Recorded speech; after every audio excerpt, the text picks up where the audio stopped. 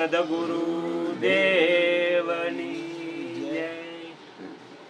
હવે ગુરુજી પ્રશ્ન છે કે ભક્તિ કઈ રીતે કરવી? ભક્તિ ભગવાનની અનન્ય ભાવથી કરાય છે. અનન્ય ભાવ એને કહેવાય કે હું અને પરમાત્મા જુદા નથી. ગીતામાં એવું કહે છે કે આત્મા મારો અંશ જ છે. હા, રામકથામાં એ કહે છે કે ઈશ્વર અંશ, જીવ અવિનાશી. જીવ અવિનાશી છે, આત્મા છે.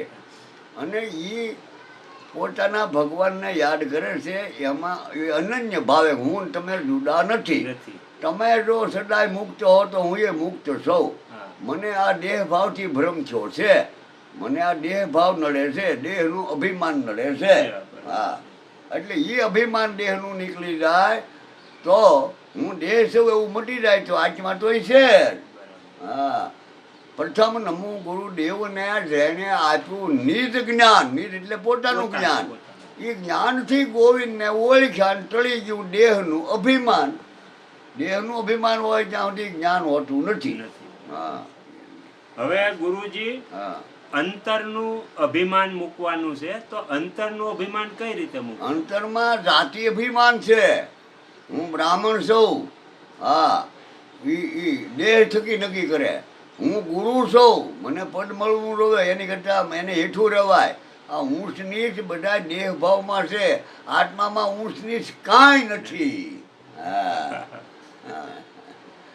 પછી ગુરુજી હા, જાતિપણું છોડીને હા, અજાતિ કઈ રીતે થવું? અજાતિ થવું કે ભાઈ એ છે ને સમુદ્રમાંથી જળ નોખવું પડ્યું, ગરમીથી અધેર ચડ્યું, આકાશમાં વાદળું છે ને વરસ્યું, અને એક નદીમાં એ પાણી આવ્યું તો એનું એ પાણીનું નામ તાપી એવું નામ પડ્યું.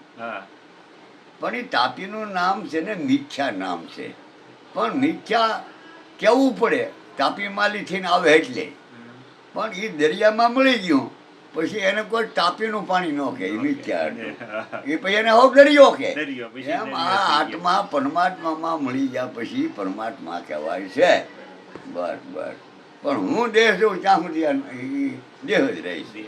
પછી ભક્તિ કરવામાં નિર્માની થવા એવું કીધું છે, તો નિર્માની એટલે હું કઈ રીતે થવું? માન અને અપમાન, જેને કોઈ માન આપે તો ફૂલાય નહીં અને અપમાન કરે તો એ દુભાય નહીં.